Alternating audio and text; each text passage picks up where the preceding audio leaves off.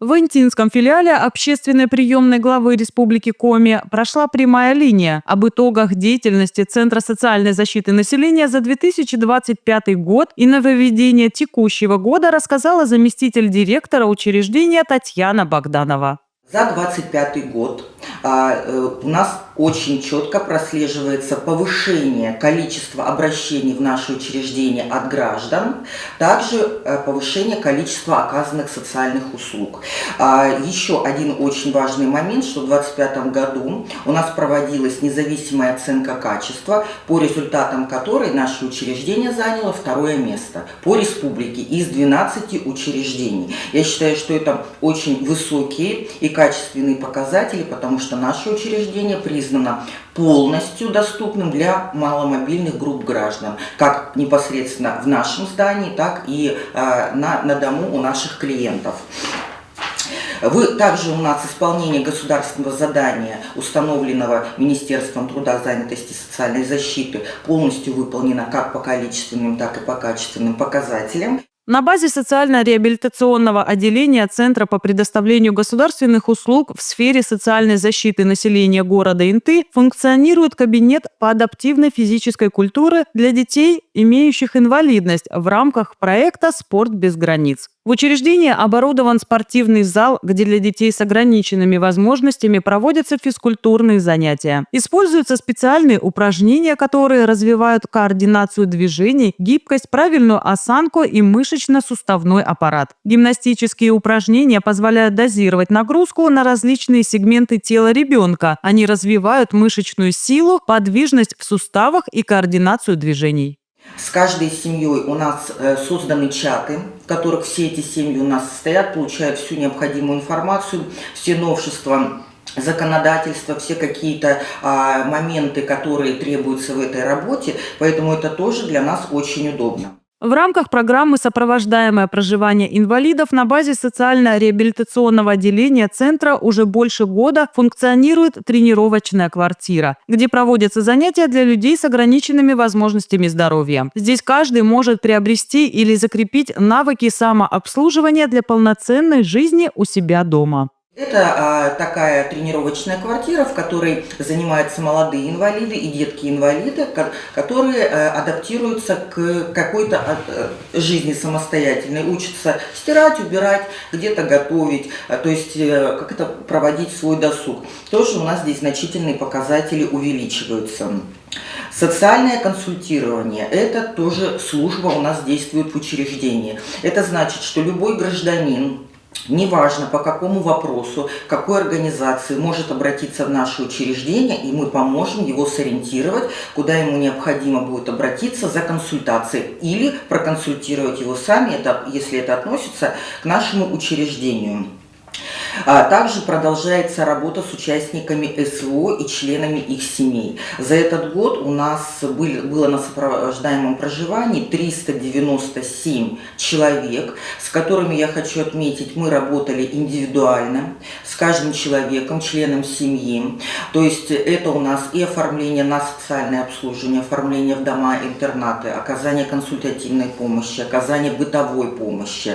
Это организация деткам участие в социально значимым мероприятиям. У нас детки тоже получали в этом году и подарки. То есть это тоже очень огромное направление деятельности. Оно с каждым годом у нас все увеличивается и увеличивается.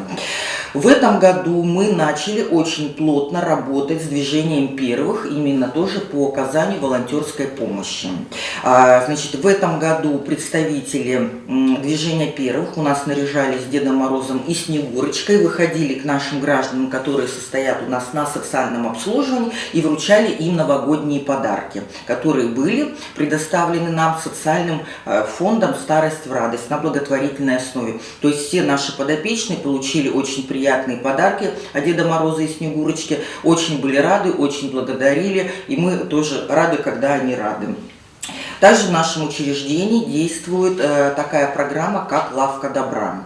Эта «Лавка добра» у нас установлена в отделении социальной реабилитации несовершеннолетних. И она направлена на заинтересованность наших деток, которые находятся у нас в отделении, чтобы они лучше учились, стремились к какой-то трудовой деятельности, хорошо себя вели. В этой «Лавке добра» собраны, так скажем, небольшие, но очень полезные подарки для любого возраста деток. Они себе сами выбирают, например, плеер или наушники, или какой-то телефон, смартфон, к которому они будут стремиться, зарабатывать себе баллы, чтобы в итоге, по итогам года, получить себе этот подарок. Тоже это я хочу сказать, что очень деток стимулирует.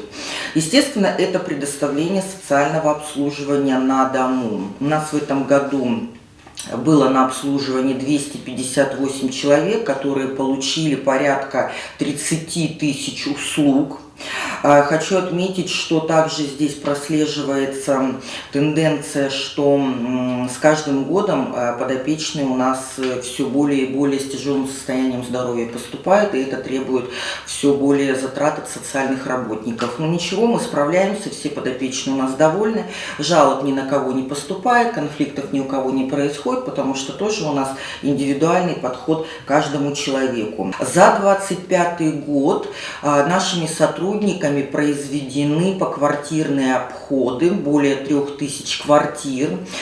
Такие выходы мы производим ежегодно с целью выявления граждан, которые нуждаются в нашем обслуживании, в предоставлении каких-то социальных услуг.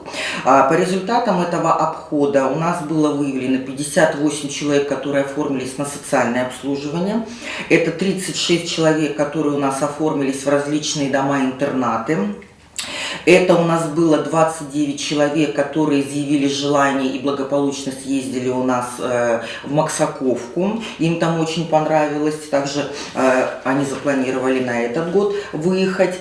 Поэтому, то есть это тоже очень хорошее у нас направление деятельности, потому что мы здесь и кому-то срочные социальные услуги оказываем, кому-то оформляем льготы, субсидии, обеспечиваем техническими средствами реабилитации. Также у нас школа безопасности был тоже очень большой охват. Сейчас очень актуальна борьба с мошенничеством. И мы бесконечно сотрудничаем с сотрудниками нашего ОМВД, распространяем совместно памятки, буклеты и проводим какие-то занятия, как поквартирные обходы, так и у нас занятия, чтобы наши подопечные не были такими доверчивыми и не доверяли чужим людям свои денежные средства или какие-то документы.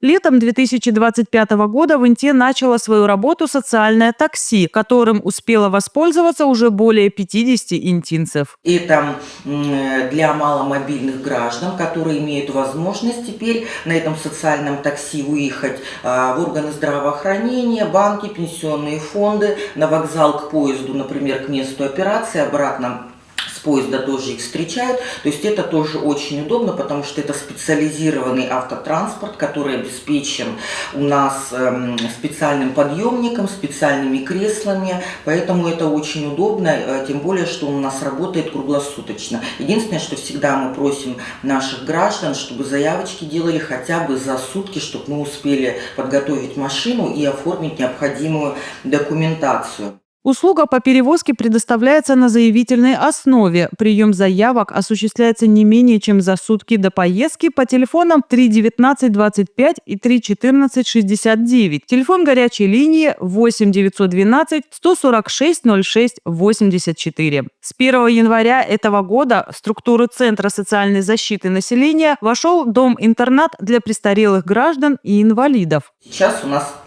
комплексный центр состоит как из отделов выплат, отделов, которые занимаются непосредственно работой с нашими гражданами на дому, инвалидами. Это у нас отделение социальной реабилитации несовершеннолетних, как и называемый приют, и также это дом-интернат со штатной численностью 20 человек, то есть сейчас у нас общая штатная численность будет составлять 118 человек, это уже настоящий большой полноценный комплексный центр. Отделение стационарное вот этих граждан пожилого возраста инвалидов, оно рассчитано на одновременное пребывание 31 человека. Сейчас Минтрудом делается акцент именно на оказание услуг и прием граждан, именно тяжело больных, которым необходима круглосуточная помощь, как медицинская, так и со стороны персонала. Если раньше в дома-интернаты у нас принимались люди по желанию, да, так скажем, тем, которым скучно дома, которым нужно чем-то себя занять, они самостоятельно ходили, гуляли, выходили, то сейчас акцент делается именно на тяжелых, которые без посторонней помощи не могут сделать ничего. Поэтому тоже хотелось бы обратить внимание наших жителей. Некоторые обращаются до сих пор к нам, хотя мы ведем разъяснительную работу, и говорят: вы знаете, вот мне скучно, я сама сходила в магазин, я там сама себе что-то принесла, да, и мы им объясняем: вы понимаете, вот вы займете это место, да, а есть бабулечка, которая не может сама ложку до рта донести, которая лежит в памперсе, ей нужно поменять. Конечно, делается акцент на таких больных, на таких людей, которым нужна вот именно такая помощь. Новое направление в работе Центра – реализация закона о пробации в Российской Федерации. Представляет собой комплекс мер ресоциализации, адаптации и реабилитации осужденных и лиц, освободившихся из мест лишения свободы, оказавшихся в трудной жизненной ситуации, с целью коррекции их поведения и предотвращения новых преступлений. То есть изначально из УФСИНа мы получаем документы. Это программа пробации, в которой указаны услуги человеку, который выходит из мест лишения свободы, где прописываются, какие услуги ему необходимы. Психологическая это помощь может быть трудоустройство, это социально-бытовые услуги, да, то есть они же выходят тоже, к нам приезжают по состоянию здоровья абсолютно в разном состоянии. Потом эти граждане приходят к нам, и мы уже начинаем отрабатывать и исполнять эту программу. То есть это совместная программа УФСИН, это мы, это Центр занятости, каждый отрабатывает свое направление деятельности. У нас это психологическая помощь, социально-правовые услуги, это помощь в оформлении, восстановлении каких-то утраченных документов, но занятость своим направлением занимается, если это необходимо. То есть это тоже, я считаю, очень востребовано и полезно. Также хочу обратить внимание, что по данным направлениям деятельности к нам могут обращаться граждане данной категории, не только те, которые выходят из мест лишения сейчас и имеют на руках такую пробацию, программу, но и те, которые уже здесь находятся некоторое время, у которых такой программы нет. То есть мы никому не отказываем, мы работаем со всеми одинаково. Поэтому что человеку необходимо, в том мы ему и помогаем. Поэтому тоже это, я считаю, что очень достаточно такое хорошее у нас направление деятельности и новое мероприятие. Огромная работа проводится сотрудниками Центра социальной защиты с интинскими семьями. Хочется отметить большой пласт работы с семьями и детьми. В основном это семьи СОП.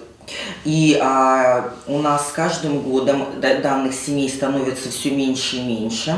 Я считаю, что это заслуга специалистов как нашего учреждения, да, так и совместная работа у нас с органами профилактики, потому что эти семьи у нас на контроле, этим семьям разрабатывается своя индивидуальная программа, в которой тоже расписываются мероприятия также по трудоустройству, социально-бытовая какая-то адаптация, это, конечно, обязательно психологические услуги. Если кому-то необходимо, то подключаются медики, никогда не отказывают нам, это кодировка от алкогольной зависимости, то есть это все направлено на сохранение семьи и восстановление каких-то семейных ценностей. Поэтому очень радуют данные результаты. У нас в этом году, в 25-м, в отделении социальной реабилитации несовершеннолетних находилось 30 человек. По сравнению с прошлым годом, в прошлом году это было 50 человек, в этом году это было 30 человек. И в основном 50% из данных детей – это дети из благополучных семей, но родители которых вынуждены по каким-либо причинам были выехать за пределы города. В основном это, конечно, лечение, да, или это выезд по каким-то там другим обстоятельствам, но эти детки вот помещались к нам и находились, то есть это тоже радует, потому что не все детки из неблагополучных к нам попадают. Но были такие детки, которые вступали в конфликт со своими родителями и просто, так скажем, показывая свое «я», да, самостоятельно приходили и говорили: вот хочу я жить здесь, вот так мне нравится, вот мама меня не пускает гулять, поэтому я хочу жить здесь, да. То есть с этими семьями тоже проводится работа, данные семьи у нас на контроль не ставятся, мы проводим работу как с детьми, так и с родителями, потом эти детки, естественно, возвращаются все в семью, осознают то, что им, в общем, там хорошо, и мамочки-то их любят и заботятся, и не обязательно им куда-то там бегать и уходить, хотя условия, конечно, у нас замечательные и прекрасные. Большую благотворительную помощь учреждению оказывают спонсоры. Предприниматели, депутаты, неравнодушные граждане предоставляют финансовую и иную поддержку как интинским семьям, так и пенсионерам и инвалидам. Наши спонсоры оказывали всестороннюю помощь и деткам, не только которые у нас в отделении социальной реабилитации находились, и деткам из неблагополучных семей, и взрослому населению, и так пожилым, и инвалидам. Они предоставляли им, покупали технические средства реабилитации, кому-то производились ремонтные работы, кому-то приносились продукты, то есть они обеспечивались этим, кому-то дарили наши спонсоры какие-то элементарные электрические приборы, которые им были необходимы. Там, кому-то телевизор, кому-то чайник, кому-то еще что-то. Ну, деткам тоже, соответственно, не всем деткам всегда нужны какие-то сладкие подарки, да, то есть лучше, конечно, чтобы это было направлено на то, что им действительно нужно.